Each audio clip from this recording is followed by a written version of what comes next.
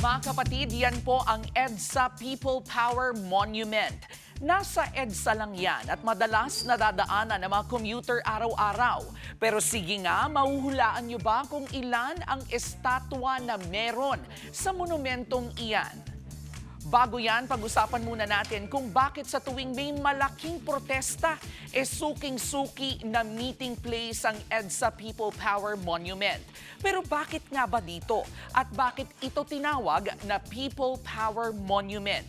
Itinayo po ito noong 1993 at idinisenyo ng sikat na Filipino sculptor na si Eduardo Tito Ed Castrillo. Pag-alala ang monumento sa makasaysayang 1986 People Power Revolution, ang mapayapang pag-aalsa na tumapos sa higit 2 dekadang pamumuno ni dating Pangulong Ferdinand Marcos Sr. Kaya People Power ang pangalan dahil ang tunay na bida rito ay hindi lang isang tao, kundi ang mamamayang nagkaisa.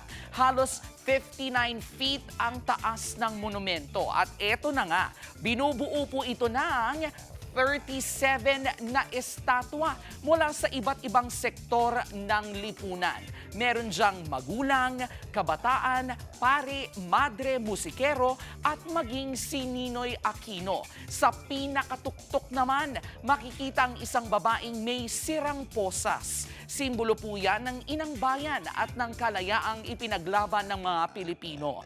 Pero mga kapatid, hindi natapos ang kwento noong 1986. Mula sa mga protesta laban sa paglilibing kay Marcos, sa libingan ng mga bayani noong 2016, mga anibersaryo ng People Power, mga rally laban sa korupsyon, hanggang sa pinakabagong protesta gaya ng White Ribbon March at ang pagtitipon dyan ngayon ng Iglesia ni Cristo. Patuloy po itong nagsisilbing tagpuan ng paninindigan. Mga kapatid, ang EDSA People Power Monument ay paalala na kapag nagkaisa ang sambayanan, kaya nating gumawa ng kasaysayan.